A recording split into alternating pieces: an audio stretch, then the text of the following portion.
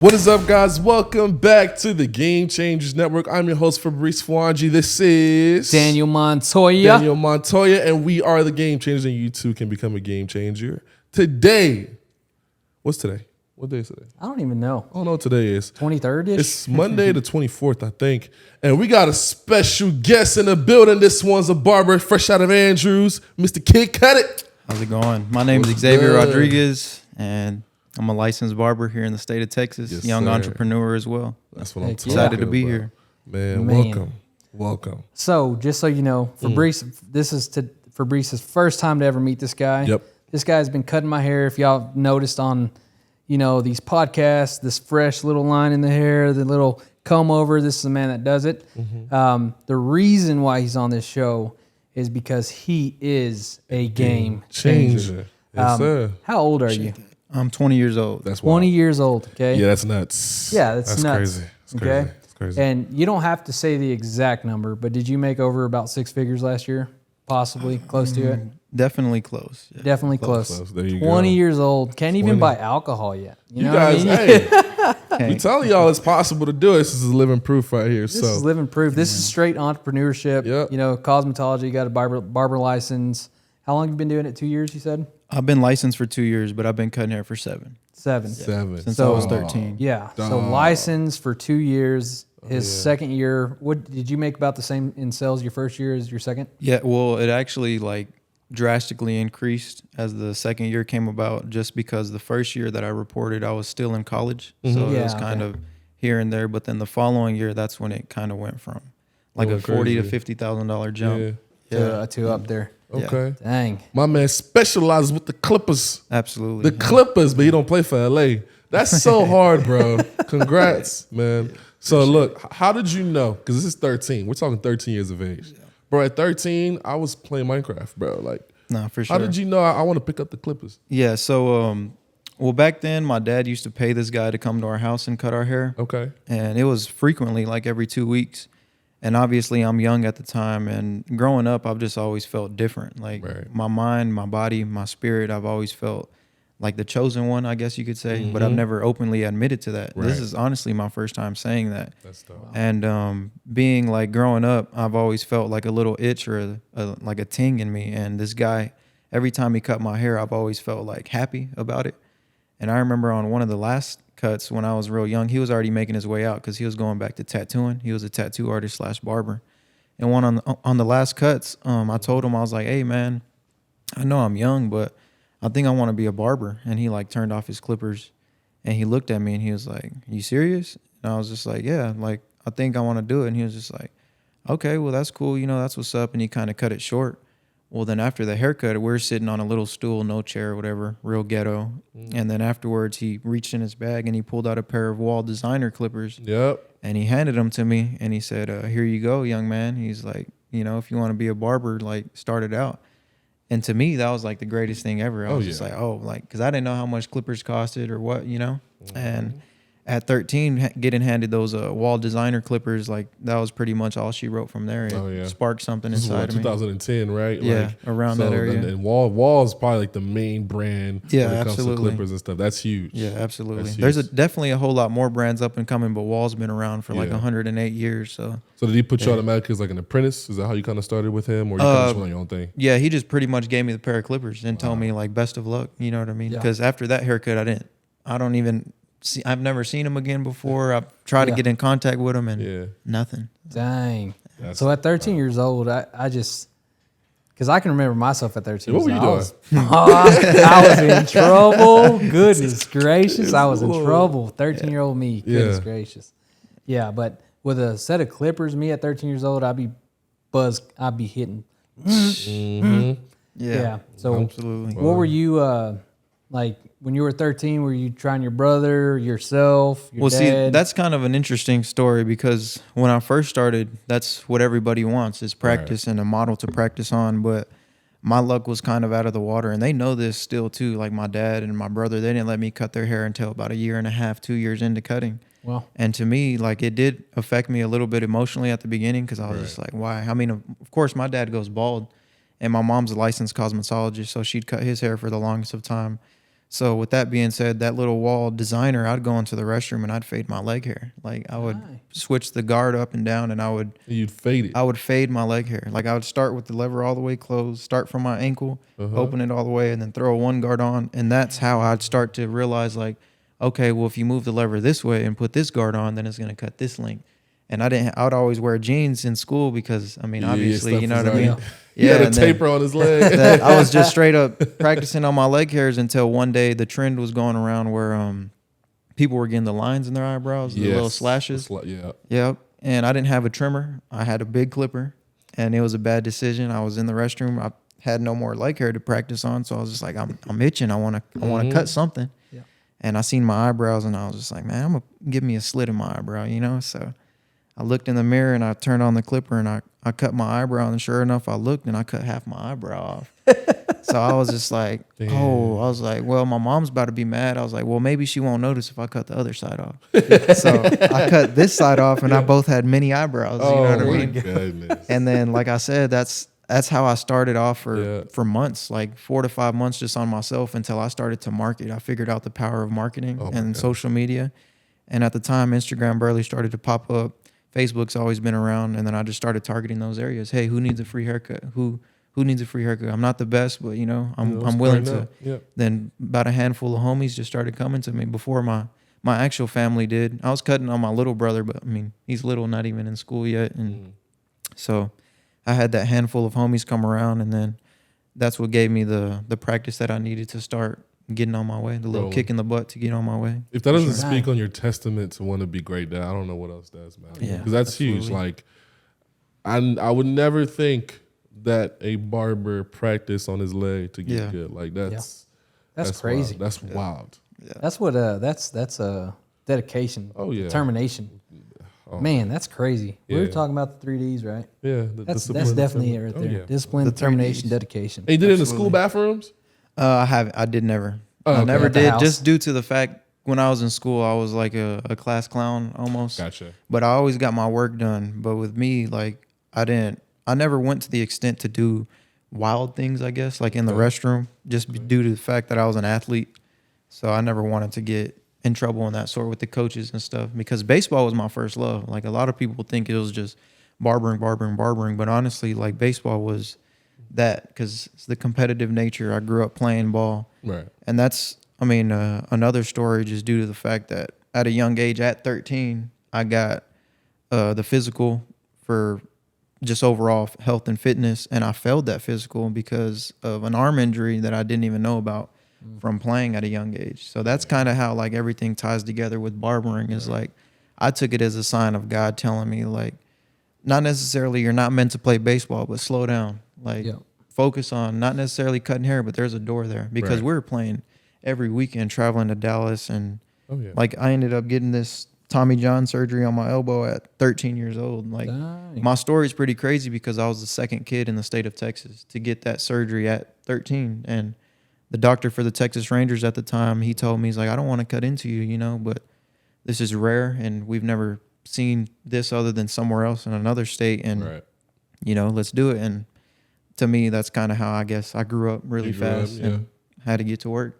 That's crazy, man. Yeah. Do you ever, so I have a little brother, he plays football at Tech, right? I never did sports. However, I'm like competitive at anything. Like, who's the fastest to touch that ball? Like I will sprint over there, right? Yeah. So to you as well, do you ever feel like God had a different plan for you other than baseball when you got the injury? Is that kind of how you looked at it? Absolutely. Just due to the fact that, like stemming back to what I said, like I've always felt different. Like I never grew up in church, but I've always felt something tugging at my heart.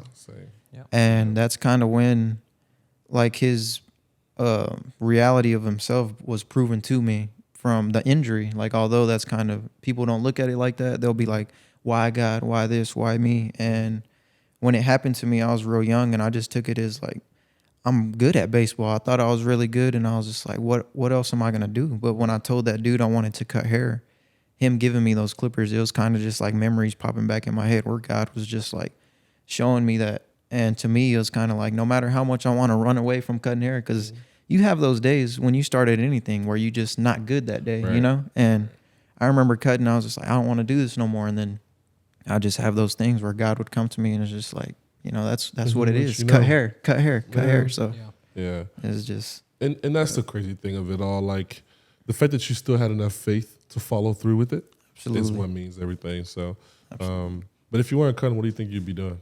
Ooh, that's a good question. Definitely making money. Definitely making money. In some aspect. Yeah, in some aspect. Like I preach to my older brother all the time. He asked me that question. So that's a good one. I tell him if I'm not cutting hair, I'm definitely going to be self-employed in some aspect. Just due to the fact that growing up, I had a job mowing yards and I got paid $7 an hour. And the people I were working with, we did like 10 yards in an hour. So I was getting paid like $7 for 10 yards. Yeah, because working with fast people, they'd get out, get on the thing, the blower, one on the weed eater, the edger.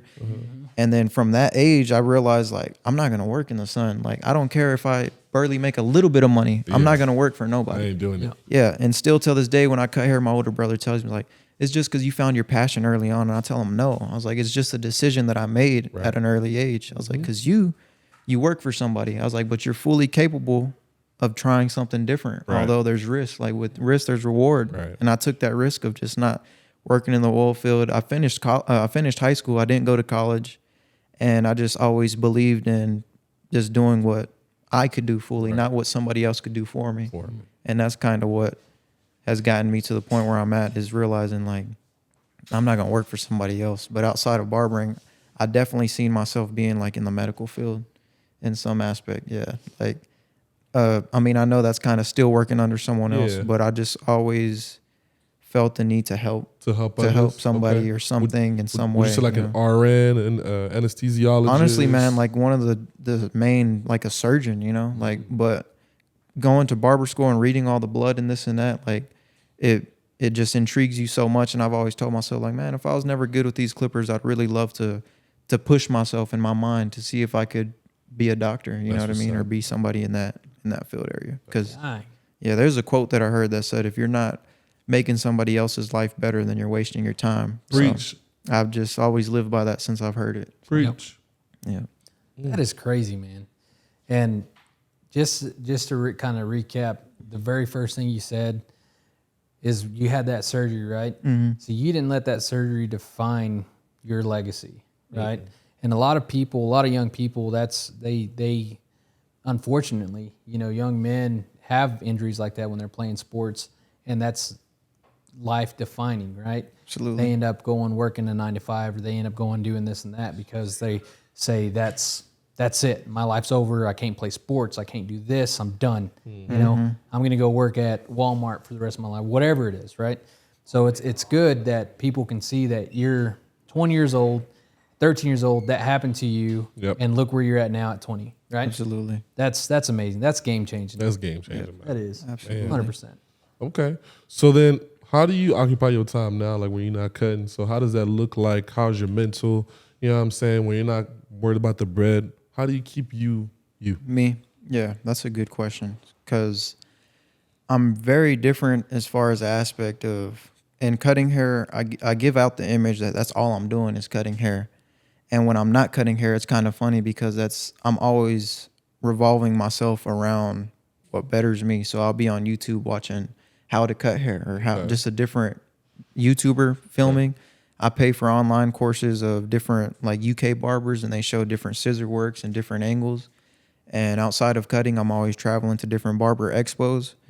And before all of this, I was a cornhole player, like, because of course the competitive nature. I was like, man, I'm gonna try to bust in cornhole. You know what I mean? Like, let's try to get it going. And then I've came to a conclusion from attending these classes. They made it clear is like, if you want something in life, you have to put all of your focus towards that. But just like a professional athlete, you know, like, and he told me like, what are you doing playing cornhole if you want to be a shop owner, if you want to be a global educator? You know what I mean? And that to me was just like, you're right. Like, you're right. So from these past year, I've dedicated my time outside of behind the chair towards educating myself for bettering myself behind the chair, if that makes sense. So if I'm not behind the chair, I'm educating myself still within the industry of barbering, you know, so that you can do better in front of the chair. I always got to keep my mind occupied, because everybody's mental health is, I mean, obviously I've never met someone that has the best, and they're always struggling with things. And with me, I like to stay busy because if I'm not busy, then I'm dealing with something, There you know. go. And That's real. That's true. I don't like to be sad or mad, so we gonna be busy. That's You true. know. That's true. So cornhole. We're gonna get to this because I just saw some clips of you the other day. You just hit 4 ringers. Yeah. Wait, what? You posted that yesterday, right? Or 2 Yeah. days ago? Okay, Yeah. so you Yesterday? cold. He's cold. I used to be. I'd like to say I used to be just for the fact when it started here in Andrews, I was a part of like the core group. Yeah. So we kind of started out together, and that was about 5 of us. That was just That's what's up. yeah. They're pretty tough. So Yeah, because I suck. Yeah, you did. Well, I say that, but I was so carried in last time we played. So. You did. Bro, I You did. was It was pretty bad. I was tipsy though. I don't know Hey, why. we skunked the young dudes. Who was Yeah, it? we B and It was him, his cousin, Eli. or his man. people Bro. really don't know how hard cornhole is until you Yes, do it's it. hard. Like, bro, it's like a game of consistent. chess. Right. Yeah, it's a game consistency. of chess. It's a game of chess. Enough. It's also like golf in the same way that you're just fighting yourself the entire time. Because you're like, if you miss one, now you got to overcome and make the next one. Yeah. You know what I'm saying? So, Absolutely. yeah. You throw dope. it too hard, it goes over the back. You throw it too high, it just pops. You know, it's just like golly. Yep. How'd you get into that? Cornhole. How do you discover that? From being told I can't throw a baseball no more. So like back to my freshman year, getting told I have to get surgery. Well, I sat out all freshman year, but I was a DH. I was a designated hitter for the JV team, the junior varsity team. All freshman year, that was frustrating because I couldn't play the field. Come sophomore year, I finally got a full year of baseball. I made the varsity squad. I was a second baseman. My brother was a shortstop. Full season on varsity sophomore year. Going into junior season, everybody knows that's COVID. And we played about 2 tournaments, and COVID hit, but I was still having shoulder injuries. I was starting to have shoulder injuries. And COVID hit, so in that time, I told my parents, like, can we go back to the specialist to see what's up with my arm? Well, she's like, yeah, absolutely. Well, when I go and see my specialist again, they do another physical on me, and I fell to go into the senior year to play. Oh. And I tell them, I'm like, what do you mean? Like, I fell. Like, it's my senior year. I got to play. You know, I didn't play freshman year. Sophomore year was full year. Junior year, COVID hit. I got to have senior year, you know. And they did some tests on me, ran some more nerve damage tests, put like hundreds of needles throughout my arm and my neck. And come to find out, I got a torn rotator cuff. I got a torn rotator cuff, and I got a slight disease, not a disease, I forgot what's the name condition? of it. Yeah, a condition. There you Okay. go. For it's called thoracic outlet syndrome. Okay. And it stems from having the surgery that I had freshman year. So pretty much we have 3 nerves that root all the way up through here into our main artery to our neck. And from my first surgery, your funny bone nerve, they relocated mine. So if you see here, I don't have one. And they I see. rerouted it up here so it doesn't get pinched. Gotcha. And with that being done, they told me I could have some complications in the future. Okay. And the future was going into senior year, and it stemmed where I have a pinched nerve under my first rib. And that surgery right there, you have to go in there, saw your rib off, unpinch the artery, you know, put it and all in, that yeah, other stuff. yeah. So at the time when they told me that, my dad wasn't really working too well, and we couldn't afford the surgery. And I just accepted the fact that I couldn't throw, you know. And to me, I just let all negativity hit me because I try to stay as positive as I can growing up. Yeah. And I just, it hit me pretty bad, man. I was just like, man, what means what? Like, I Right. can't throw a baseball. I don't care about cutting hair. Like, I just got real sad, real depressed. You lost a sense of purpose. Yeah, that same year, Andrews ends up going 4 rounds deep in the playoffs. Like, seeing another person play my position at shortstop, it was just, it ate at my heart, but I still attended their games rooting for them, cheering, because I've always wanted to blind my pain by making someone else like, come on, you know, you could do it. Man, that's deep. And I hear it you. hurt, but Yeah. it is what it was. And that's kind of what had happened. Like, like my senior year, I couldn't play baseball, and I wasn't online. That you had the option to stay online or go back to school just because COVID was still happening. Yep. And I chose to stay online, bro. Oh. Like, I wasn't even seen junior or senior year. No one knew me. I was 180 pounds. My sophomore year, I was a pretty bulky dude. And Yeah. going back into senior year, the second half, like the last 3 weeks, you had to go back. I was weighing in at 140 pounds. And yeah, Golly. depression kind of hit pretty I bad. hear you. I And hear Man, you. that is crazy That's deep, how man. that's crazy how your mental status can just put you. Man, life can happen fast. Life man. can happen real fast, and it can put you in such a funk and you just don't feel like doing nothing because that one thing, you know. One thing. Just one thing, man. That's crazy. Yeah. So how did that lead into the cornhole? So once you had all that, you figured I might as well just try. Well, that. yeah. So being told like you can't throw a baseball overhand no more, I was like, well, I'm still an athlete. Like I'm still him in my eyes. You know what I mean? I was just like, what? Like, and then this cornhole thing started popping off, and I started throwing underhand, and it didn't hurt at all. So I was just like, man, I could do this. And my senior year, since I wasn't going to school, every single morning I was waking up at 5 a.m. and driving to my cousin's shop. He had a shop over there going out towards Odessa. And I would turn on the shop, turn on the lights, and I would throw from 5 a.m. till 8 a.m. every day. Like every single day I would throw cornhole bags, work on strategy, work on different tosses. And it made me the type of player, like when it started getting more popular, every tournament that I went to, I was always podiuming. Like I got sponsored by Zico Nico, the board creators that create boards. I got sponsored by this bag company named Throwing Stones.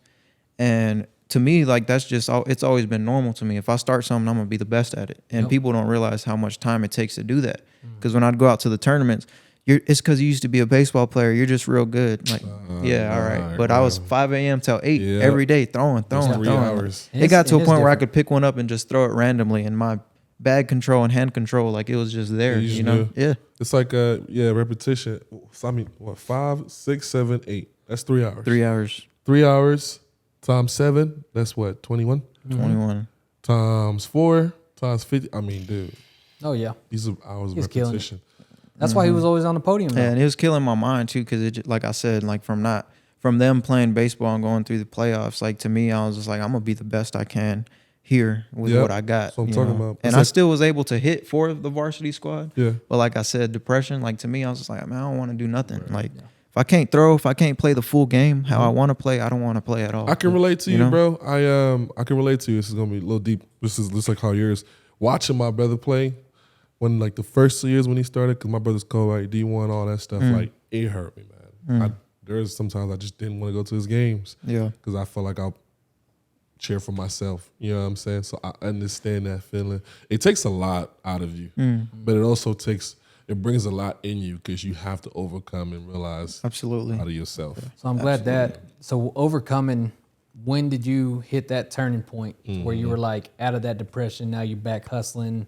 You're back on the grind, because when we talk, I mean, we have some good conversations, right? We have some solid conversations. Absolutely. So when did you hit that turning point from like you're depressed, you're upset, you're pissed off, to now something flipped, and then now you're boom?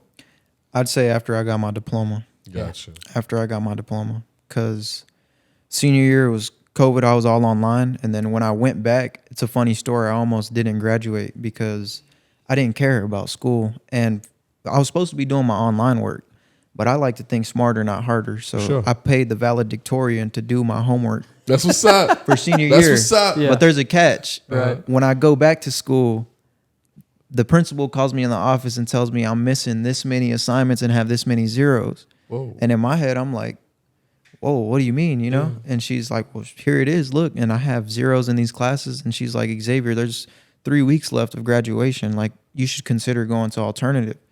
And I looked at her, I was like, no disrespect, ma'am, but I've been coming to school since a little kid. I'm not going to go to alternative. I got to walk, you know, I'm going to walk this stage. And she was just like, well, if you could get 250 hours made up in 3 weeks, then you could graduate. And she was like, I'm just going to break it down to you realistically.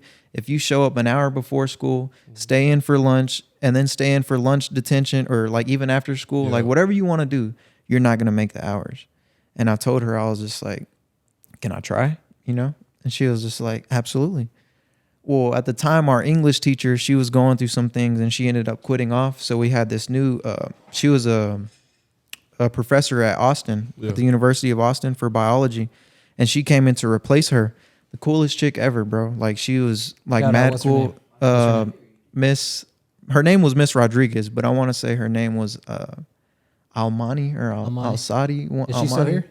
No. Her and her husband just left the University of Texas. Dang. But she came in clutch for me, bro. Like I told her my story, and every morning she'd give me 4 signatures. That's what's up. Every single morning. That's what I'm talking about. 4 hours every day. Yeah. And you know what I mean? And she understood like what I was trying to accomplish. I went back to the principal with the week left. She was like, I don't know how you did it, but you did it. You signed them. And to other kids, they would do what I did, and she would make them go to alternative. So to me, it was kind of like God watching over me, because she looked at the signatures and she could have easily been like, this is fraud, you know? And to me, she allowed me to graduate. And when I graduated and got that diploma, that's kind of when the turning point hit to me. It was kind of like, all right, it's time to get serious, because now I'm 18. Like my dad's always preached to me, like when you're 18, you're grown, you know? And not necessarily I don't got your back, but it's life, son, you know? And to me, that's scary, you know? And I asked my dad, do you think I'll be all right as a barber? Do you think I'll make enough money to fund myself in life? Absolutely, son, if you put your mind to it. Okay, well, I need to get into barber school now. He's like, really? I was like, yeah. So I called the barber instructor at the time, the owner. I was like, hey, man, I'm Xavier Rodriguez, just graduated high school. Can I get into your college? I need to get into your college. Yeah. We have a 2-year wait, Xavier. You know, we can't accept you right now. I sent him over my Instagram, showed him some of my work. You know what, man? It looks like you just need your license. You know how to cut some hair. So there you go. Come in, you know. You've been doing this since 13, man. Yeah, he let me skip the line, bro. He let me skip the line. I got into barber college, and I was there for 6 to 8 months with some dogs, because those dudes, they were all experienced. They were all...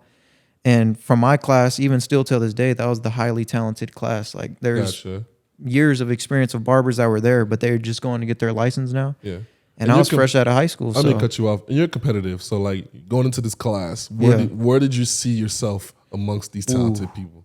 So I've always seen myself as the best. Right. Like, and those guys could cut hair, but I knew that they couldn't do what I could do. Right. And I've always found myself different, because when someone asks for a haircut, I feel like I could read their mind. And I'm like, I know what you want. And then afterwards, when they did it, they're like, bro, this is exactly what I wanted. And with those guys, they could do a great haircut, but it might not be what the client wanted. So I feel like that's what separated me from those guys, you know? Dope. And that was pretty much the turning point, man, was after high school and getting my butt into barber college and making myself focus up, because that was coming out of my pocket too. Like my dad went half with me on the barber college tuition, so that's when you're paying for something, you're gonna do it. You know what I mean? So, when somebody pitches in, you for sure can't let them down. Come on, man. That was the turning point for sure. Amazing. Goodness gracious. Okay.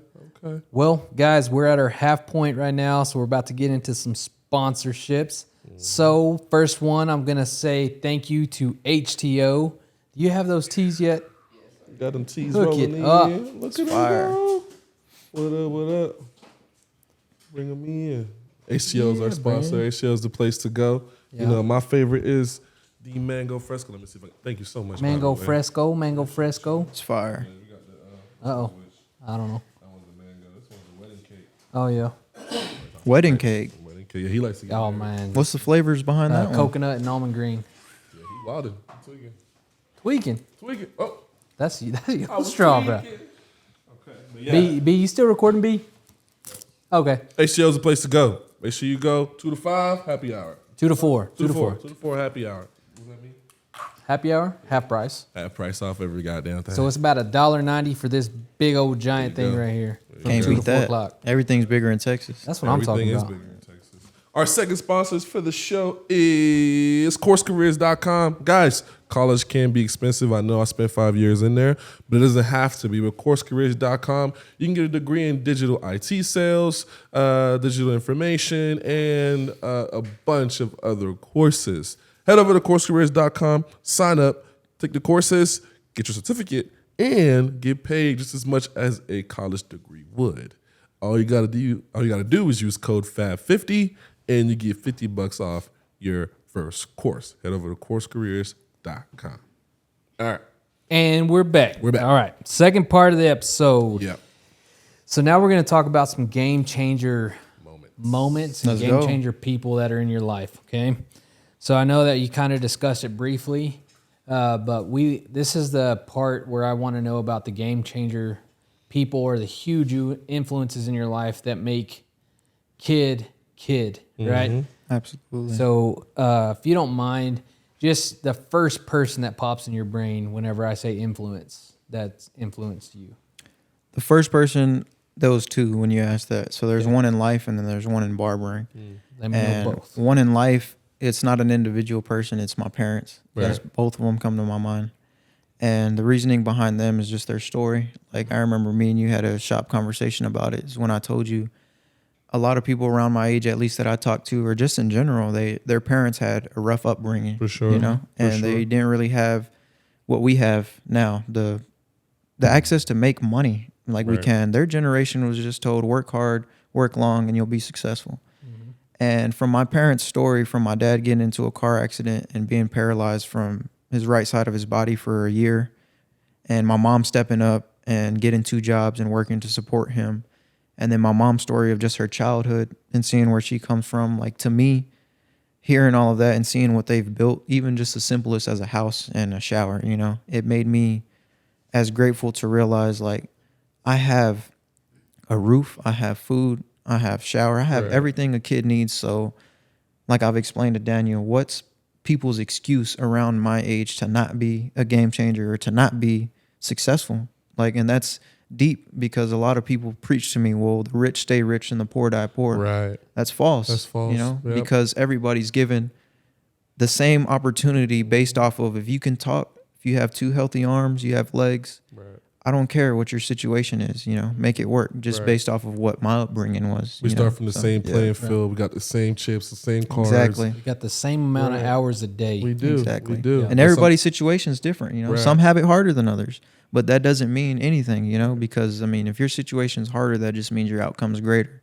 If you don't tap into that, then you'll always sit in the rut of, the poor will die poor, die. you know. Yeah. And that's just kind of, I can't really explain that to a lot of people because I'm 20 and other 20-year-olds, they don't want to hear that. And they don't understand, You know what I'm and they saying? don't care to. And I'm sure we can all speak on this, you especially, you particularly too.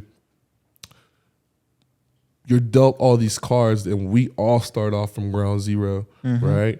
But then when you make it to a certain point, they look at you like, wait a minute. Then they start hating because you had the same cards they did, Absolutely. but they didn't make it because you used your cards wisely or better than they did. Absolutely. And now, do you get that sometimes? People look at you, people that you go back to, they're like, hey, what did you do different? Right. Or do they look at you different on their side eye? What's it called? Bombastic side eye? Do they do that to you? Yeah, it's a lot. Like, it's to a point where I've stopped trying to be a people pleaser. Oh, yeah. Just due to the fact that Oh, I've man. realized that, like I said, everybody's equal. So when someone will try to tell me, I don't even like to call it criticism. I like to say hate, just because I can read through the bluff. When they say like, oh, what'd you do different? Or you just found your passion early, or you're just doing this, or you're just doing that. Like, I easily tell them, like, bro, like, you don't have to work in the oil field. Like, my situation of cutting hair and your situation of the oil field, it could be the same 2 things. It's just what I'm doing with my money. That's Right. it. Right. And they're like, wow. And I'm like, I'm trying to build financial freedom, break these numbers down, do it right. The same thing you could do working in the oil field. Although I am a barber and you do have to work for somebody, do your numbers right and then make a decision, make a risk, you know? And that's what people, it's like reading so many books, I've gotten to a conclusion where it's middle-class mindset. Like, you get stuck in middle-class mindset, job security. I'm going to stay here in the oil field because this is what's paying me. It's a You know what I constant mean? rat race. And me, like, for me, truthfully speaking, like, from the bottom of my heart, I've never cared about finances. I know I said I'd be making money, but I've never like put that as a priority. And I feel like that's why it always keeps flowing in and in. And people, like you said, they'll side eye you about it. Like, he's this, he's that. And to me, I'm just like, I don't care about this. That's why I keep getting it. You know what I mean? Absolutely. And it's just, that's the logic that I live by. You know what I mean? And Bro, what? I preach that all day. it's crazy, bro. Oh, bro. I could care less about this money, but I have it. You know what I mean? It's just, I'm a photographer. So I graduated college, right? I have African parents, traditional parents. We have immigrant parents, right? So you have to go get engineering degree. Lawyer, doctor, engineer. If not, failure, go home, right? I come out and I'm like, I want to be a freaking photographer. Yeah. Right? My mom was like, bro, go freaking Uber. Like, I was like, no, I don't want to do that. Like, so I moved out the next week, got my own spot, and I started taking pictures, like, mind you, of myself, of other people, of his big old head, like, just, you know, all kinds of stuff. And that's right. how I've gotten to where I'm at. Like, people think all the time photographers don't make money, and globally they don't, right? Like, in the grand scheme of things, they don't. However, I've gotten to make a lot of money because of the passion in it. I've never been money chasing. It's the passion that comes with it, Absolutely. the amount of love that comes with it. So, like, yeah. So I Yeah, completely bro. agree with you on that. Yeah. It's the drive that you came. I mean, you 13, bro. yeah. You know, And like I said, man, I don't care about it. And at the age of 18, I wanted to get a big chest piece. I mean, obviously, I'm not going to show it because no one's ever seen it. But it says passion over profit. And that's what the saying that I live by is because I don't care about profit as long as I'm passionate about it. Yeah. But just recently, I've came to a new discovery in my own brain is it's purpose above passion and passion over profit.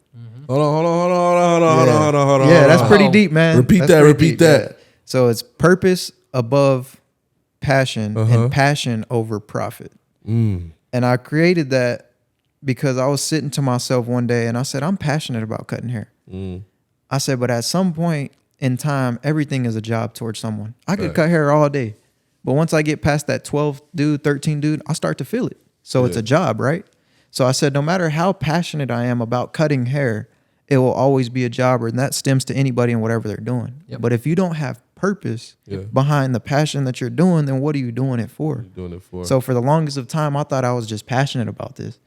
But then I've came to a conclusion that the purpose of what I'm doing is to spread message to the people in my chair. Absolutely. And then afterwards, you get up with a fire haircut. There you Yes, go. sir. You know what I mean? Dope. Like if you're able That's to what's communicate up. with me in the chair Yeah. and then leave with a fire haircut, how better could it get? You need to know put what that I'm on a saying? shirt ASAP. ASAP. The 3 P's, baby. Hey, dude, that's crazy. I'm a big gym guy. I've never heard that one. And I've heard passion over profit. Yeah. And I was sitting there and I was thinking, I was just like, nah, like So my it's- purpose. Like, what's your purpose here? You know what I mean? You could be That's- passionate about doing anything. What's your purpose behind it? Yep. Is it to make money? Is it to impact people? You know what I mean? What value do you bring? Exactly. Yeah. So I got the 3 D's, you got the 3 P's, man. That's what I'm talking That's what I'm about. talking Heck about. yeah. Goodness gracious. Nah, that's amazing. That's some good talk right there. That's some real talk. So that's pretty much what made you you, right? And then do you have like which I know your surgery is done, but do you have like another game-changing moment in your life that just changed the game for you? Like for me, just kind of like an expression. For my game-changing moment in my life, I would say I was probably around 13 years old, 14, like when I first got into sports. I knew that once I started something that I could be the best at that something, whatever it was. I really didn't know what competition was until I got into sports. Right. So when I got in there and started competing, I was like, I'm a dog and I'm about to be the best at this. And then I got in playing like Xbox and stuff, and I was like, I'm going to be the best at that. And then I started getting into like school. I'm going to be the best at that. I got in band. I was like, I'm going to be the best at that. And like everything that I got into from that point was that was that moment for me that I was like, I'm a game changer. This is it. Right. Yeah. So what was do a you have moment that? for you? I did from like after, of course, the diploma and then after graduating barber school, and then I started to see the numbers coming in. I've accepted that the future is bright, and I've realized that. And a lot of people don't see their future, and to me, mine's promising. And that's when I had a game-changing turning point where it even elevated me higher because I realized I'm going there. Yeah. I'm going to be successful, but what could I do to impact someone else? You know what I mean? And I was like, I got to travel to these expos, to these barber shows, because they're the biggest in the world. And I traveled all the way to Connecticut up north to the biggest barber expo in the world, like all of the globe. There was barbers from China, Africa, from everywhere. You know what I mean? Like one of the guys, I don't know if you've seen him on social media, the guy cutting with the knife, the African guy cutting with the knife. Never seen him. He won an award out there in Connecticut, and he couldn't make it out there, right? So this just shows the diversity of like how many barbers. And this is the craziest story. I made it on the main stage out there. And I didn't even think that I just went out there like everybody else, you know, to check out the booths and stuff. I ran into a barber that I went to his class in Dallas, and he was like, "What's up, kid? Like, how you doing, bro?" I was like, "Good, bro." Like, he's like, "Bro, that's crazy that you came all the way out here from West Texas, man." And he grabbed my hair, and I just like looked at him. He's like, "You want to be my model on Monday?" And I looked at him. I was like, What? And he's like, "Monday." He's like, "It's the last day for educational class. It's going to be fully packed. Do you want to be my model?" I was like, "Really?" He's like, "Bro, you got a sick rat tail, bro." He's like, "I think it's going to catch the audience's attention." I was just like, "Let's do it." So I went back up to the room. I was all nervous, you know what I mean? So the next morning comes and I'm getting prepped. I meet him down there in the lobby and he's prepping me or whatever. And then we go backstage. He starts cutting me up a little bit, prepping me. And they're like, "All right, it's time to go. Let's go." We start walking up there, me and this other client and his barber. There was 2 people teaching on the stage. They move the curtains and there's hundreds of people in the audience, bro. Dang. And my legs start like shaking. Yeah, twitching on and there, the guy that's cutting me, his name's twitching up CJ the barber. Shout out to CJ the barber. Yeah. And he's a beast, man. And he was like, let's go. You know what I mean? His energy was out there. He could control the crowd. Barber Josh OP, the guy that he works for, controlling the crowd real well. And at this point in time, I'm just a client. Yeah. I'm sitting in the chair and I'm looking at all the people, all eyes on me. I look and I see myself on the big screen, like my face. And I'm just like, and I start to realize, like, from 13 years old, from having a belief that I will be one day on the greatest stage in the world, I got there without even thinking of it. Right. So to me, that was kind of like a testimony of like making sure that I was on the right path. And God put me on that main stage because of the amount of work that I put in. And people, they like to tell me like, how'd you get on the main stage? How's this? How's that? And my answer, of course, is God. And they go down the rabbit hole of religion. And I'm just like, no, it's not that. It's just truthfully, you get what you put in. You could define God as whatever you want to, religion, Christianity, whatever. But you get what you put in. If you're a good person, you're going to get good back. That's what's up. If you get bad, you're going to be bad. You know what I mean? Me, I've never done anything besides just try to get people in, communicate, and better myself. And he put me on the main stage and showed me hundreds of people of what I can have. That's a vision. Oh, yeah. Vision. Your vision. So I started in the chair, but next time I'm going to be behind the chair. Behind You know what I mean? There you go. And people probably forget, like, bro, you got 7 years of experience. Yeah. And in the oil field, Bro. like, that puts you in a senior Bro. representative job level. That goes over so many people's you know what I'm heads, saying? man. That's 7 years. And it's Work. frustrating, bro. I bet. Because they're like, oh, he's just 20, whatever. Yeah. Dude, I get you. Yeah. I'm 23. I'm turning 24, but I'm 23. Like, everyone thinks like, oh, it's, you know, just some kid. I'm like, bro, I've been doing this for a minute now. This video stuff I've been doing for a minute. Bro. Absolutely. So I was 16, 14, bro. Yeah. So I get you. But I mean, bro, you got to put on your forehead or something, 7 years of experience. Facts.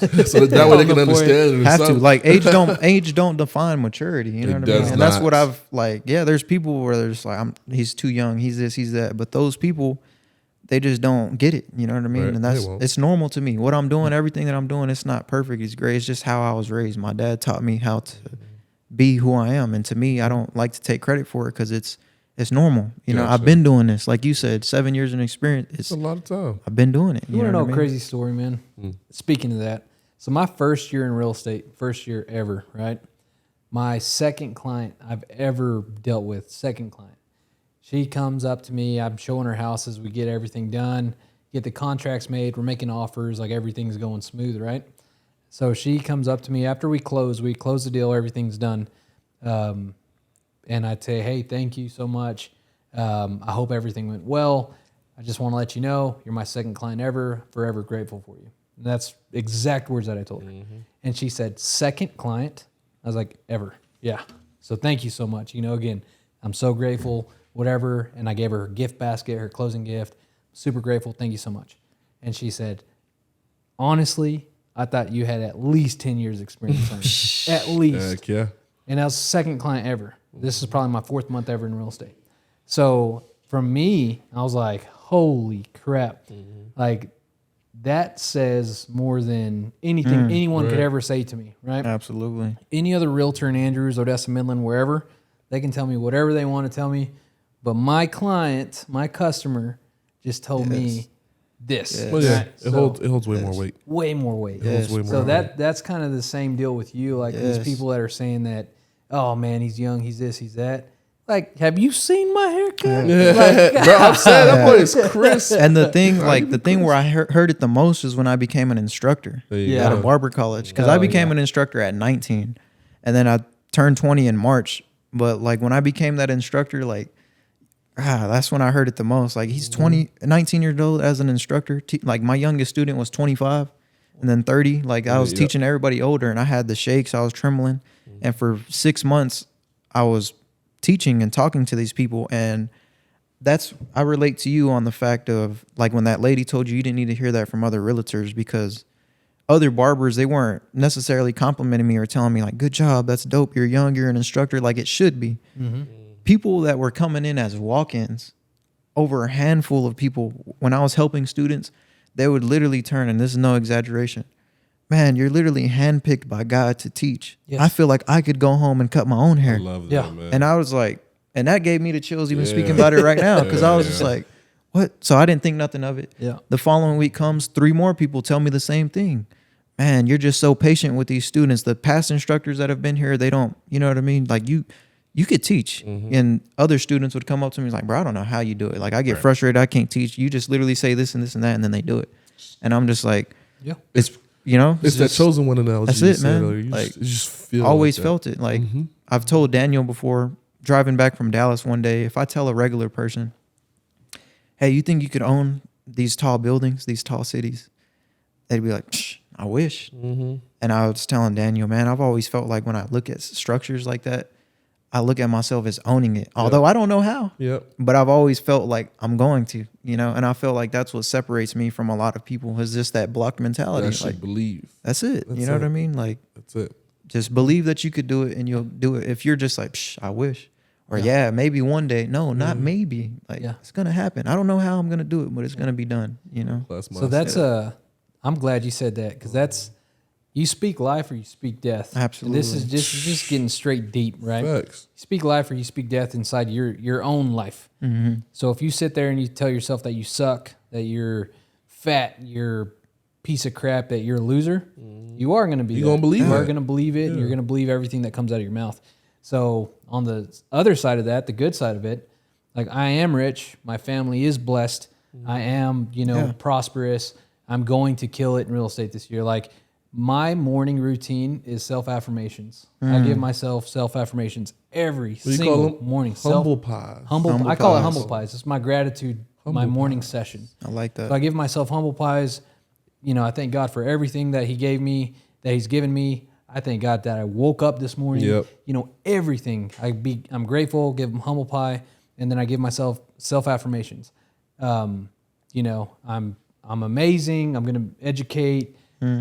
Even if I do something the wrong way, it's going to be toward God. It's going to be, you know, going to the right direction. Even if I feel flesh, you know, if I feel it was wrong, it's always going in God's direction. Yep. Just something small. Like yeah. I am great. Like I Everything, am happy. Like something small Everything, like that. bro. Like, oh man. But yeah, self-affirmations, not only like for me, for the family, like for everybody that is within my bubble. And I really believe that's the game-changing thing for me, is because people can really feel that and they can believe that. Yep. They're like, this man really cares. Yeah. Right? And, you know, God puts that on specific game-changing people, and I believe it's on you. I believe it's on Fabrice. I believe it's on everyone that's come to this Game Changer channel. Yep. Is just, man, He just puts it on you and like... Feel it. Yeah, you feel it, and people just come... You can't be ignored. You cannot be ignored. You can't. As many haters are out there that might be hating on even this channel, you know, they might say something about this video right here. Yeah. Once you come and meet me face to face, you cannot You can't be ignore it. ignored. Absolutely. Right? That's why I love it. What he said about the chosen one. You know, I've always felt that too. Like, you know, I don't know where I'd be if, you know, I wasn't flat-footed or I didn't get foot injuries. Maybe I would be a good basketball player. If you weren't flat-footed, you Yeah, said? yeah, because it comes with a lot of implications on your knee when you're this tall, and like your lower back. But like, you wouldn't know. No. It's okay. One day you'll be tall. One day, I just drink Cocoa Puffs and cereal. That's all you got to do. Got a lot of milk. So you got a lot of milk. That's all you got. milk. 2% whole milk. But like that chosen one analogy is huge because I always felt like it was something special about me. Like I always strive to be different. Yeah. One thing you know, I'm different. Like different. He knows me. Like I'm, 6'7", 275. yeah, bro. Like things I eat, like I'm just different. I'm a nerd. I'm a dork. I'm a geek. I love anime and Japanese girls. Like that's just. I don't know about the last part. I don't know about the last part. I don't know about the last Pause. part. But Hold yeah, up, hold anyway. up. But Oh, like gosh. I've always been unique. But like I did the school announcements when I went to high school. Like I spoke to the entire school. Like I don't mind talking to thousands of people. I've always done that. I was always first in the fray. You know, even if military terms, even if I'm a sergeant, I'll still go out and be infantry. If that makes sense, I'll still be out in the front lines leading a charge, like in the pack. Like that's who I've always been. If somebody doesn't know something or no one in the group knows something, I will step up. Like if let's say the Portuguese person walked in right now and was looking for help, I'll probably be the one to step up and try and act like I can speak Portuguese, you know, always leading the pack. So that's why I feel like with that chosen one analogy, you kind of have to be that way. Yeah. You can't hesitate on a purpose that you want to achieve. You always want to strive to hit that next nerve, like that next person. And it's something that you can't even control. You know? cannot. It's just genuinely you feel it. It's It's an either you instinct. feel it or you don't. You could develop it, but it's something that's just, there. Just there. yeah, And either got it or you don't. yeah, it's just, and like another story I'd like to share before the time gets too close is like back to the chosen one thing is like what solidified me as a barber and an entrepreneur is when I got a phone call from my homie's family asking if I was willing to cut his hair because he got murdered. And I was a sophomore at the time, and I didn't really know how to take that phone call because he was a regular client, and I was like, okay. I was like, you know what? I'll call you back tomorrow. Called them back tomorrow, and I was like, I'll do it. And I was 14, not 14, a sophomore at the time, and I go into the McNett funeral home. Wait, hold on. What convinced you to do it? Is who's going to cut my family when they pass. I see why I asked that. There's always that implication. Because I came to a conclusion, like if my pops passes away or my brother or something, I have to do it. Right. We're not going to call a groomer. I'm a barber. You know, Right. that's what comes with our job title. Barbers don't do that, but to me, it's like it's deeper than that. People don't even know barbers were the first doctors, were the first surgeons. Like that's why the pole is red, white, and blue. Like way back then, even in the barbering book, it stems like the red is for blood, the white is for bandages, and the blue is for veins. Like to go get your tooth pulled back in the day, you go to the barber. To go and get surgery done, you go to the barber. And people don't realize that, but that's in our history books. And I came to a realization, was like, he's deceased. I got to groom him. I went into the McNett funeral home, seen my buddy just on a silver sheet with a white sheet over him. No makeup, not prepped or anything. So I seen it all. Like people that have been to funerals before, you see prep, you see the embalming fluid filled up. And to me, it was like, it was real. And in that moment, I had something come down to me. And as bad as I wanted to talk to him, I couldn't. I felt his hair. I felt his ear. And everything was just so stiff. And like I said, it was like a spirit came down to me and told me, like, Xavier, no matter how far you make it in life or what you do, always realize that everybody is equal. And I realized that because he couldn't talk to me. And we're just all in a borrowed shell. So truthfully, I don't care if someone is black, yellow, orange, fat, purple, ugly, tatted, got missing teeth. I'm going to love you for you. All equal. And people will never understand that concept unless they have a situation like that. They could say it, but until you realize that the hair don't move the way it does or the ear don't bend, we're just in a borrowed shell. And that hit me deep. I was like, I can't talk to him. Yeah. So from this moment forward, outside of that, I'm never going to treat another man, you're ugly, or I'm not going to hang out with you. It's what's up? I'm kid. How can, you know what I mean? That's dope. And man.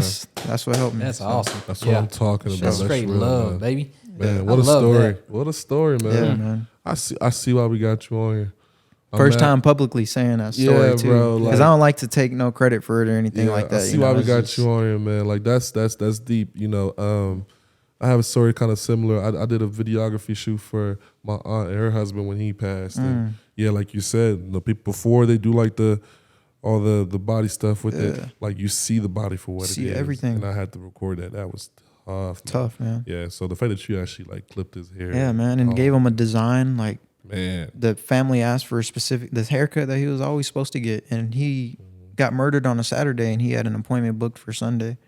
So it kind of still sits with me a little different. But like, I mean, something that people don't realize is death is the number one thing that we're promised, other than taxes. You know, yeah. so it's like, why? When you're born, you realize you're gonna die one day, but that's the one thing that no one could prepare for. So from that day forward, I've realized, like, God forbid, but if my father or my mom or anybody passes away around me, I'm not necessarily going to celebrate it, but I'll be at peace with it. Right. Because this moment that we're all living right here and right now, we're supposed to appreciate each other, not when we die. Yeah, absolutely. Because it's going to happen. Yeah. You know what I mean? So that's just the way I try to live my life. It's just loving and caring. That's it. How God wants me to live, man. Absolutely. Sheesh, kid, Walking cut down it. that path. That's what's Kid, up, cut baby. it. Hey, Man, what a story. that is awesome. You're a legend, bro. Appreciate it. You're a Man. legend. Appreciate I it. gotta get cut by you now. Yeah. I don't know if you know my barber. I do. You know Edward the Who?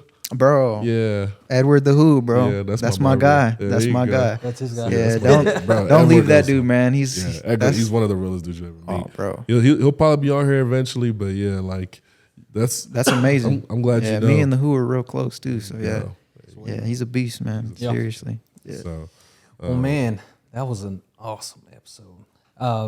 What are your your socials? where can they find you at? You could find me on Instagram at KiddKutit, KiddKutit, and on YouTube, same exact hashtag or username is KiddKutit, KiddKutit, and Facebook is Xavior Rodriguez, and those are the 3 platforms that I do my work on. But Yep. And then if somebody's watching this, listening to this, they want to try to get a haircut from you, how can they? I tried. They gonna get a haircut. How are they from going to you. get a haircut from you? Yeah, so if you follow me on Instagram, there's a link in my bio, and you just click that link, and it sends you to a direct booking on my Book with 'em. my schedule. and Book stuff with like them. that. Now ASAP. ASAP. ASAP. I'm first. I'm telling you, it's slick.